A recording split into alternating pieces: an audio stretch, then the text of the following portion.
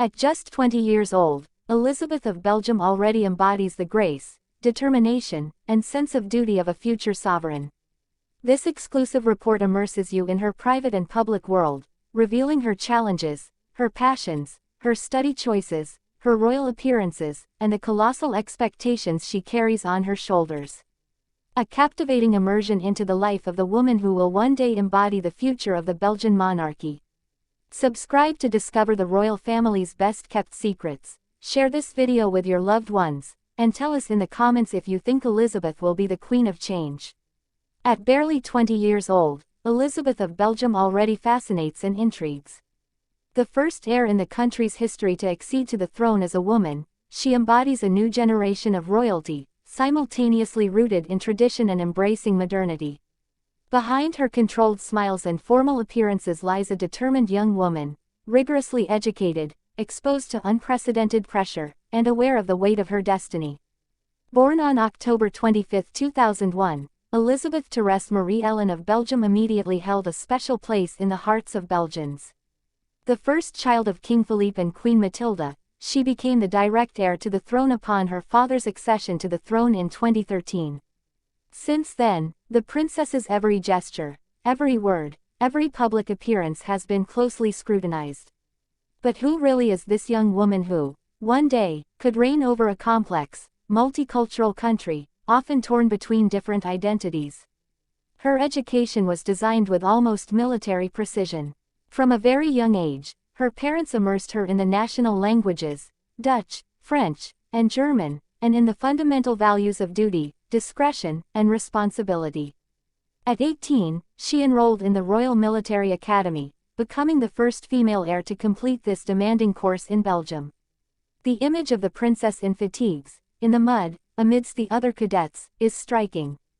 It's not a pose, but a message. She is preparing, seriously, for her future role. But Elisabeth's life is not limited to official ceremonies or military training.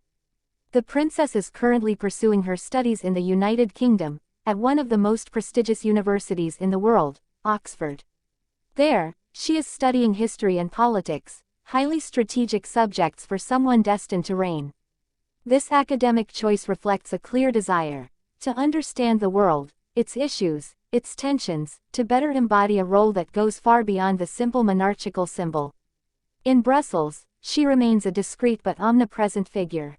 During major national celebrations, such as the Bastille Day holiday, she is always at her parents' side. Her bearing, her posture, her way of greeting, everything is studied, but without rigidity.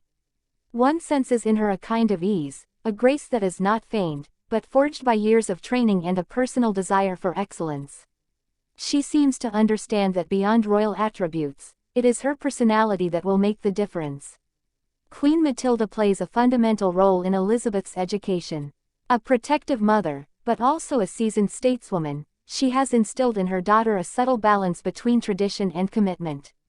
Together, they make numerous official outings, often focused on humanitarian or educational causes.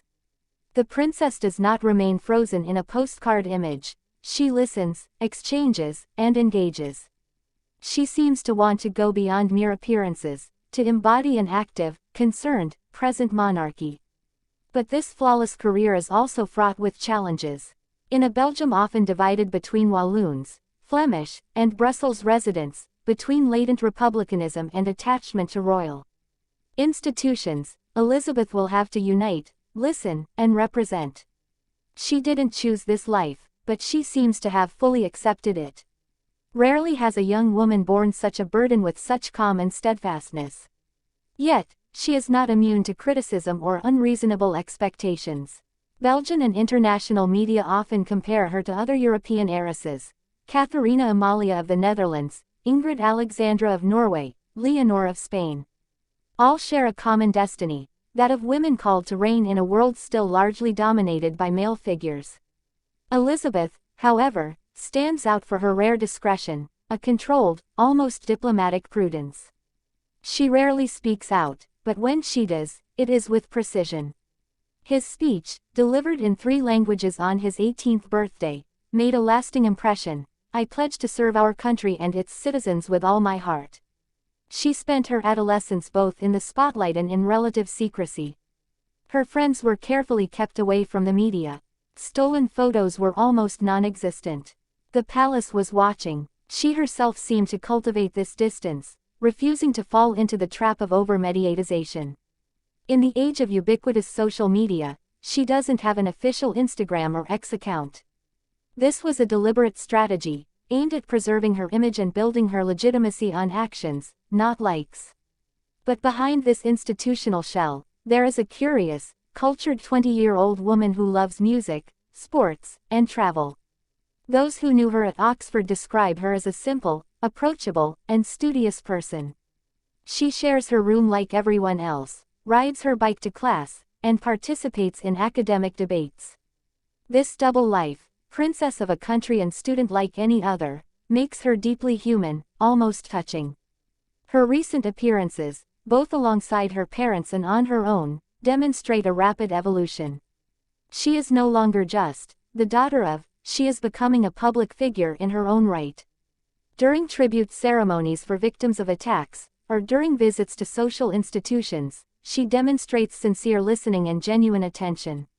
She looks into their eyes, takes the time to understand, to feel. This perhaps lies at the heart of her strength. She doesn't play a role, she embraces it. Belgium has high expectations of Elisabeth.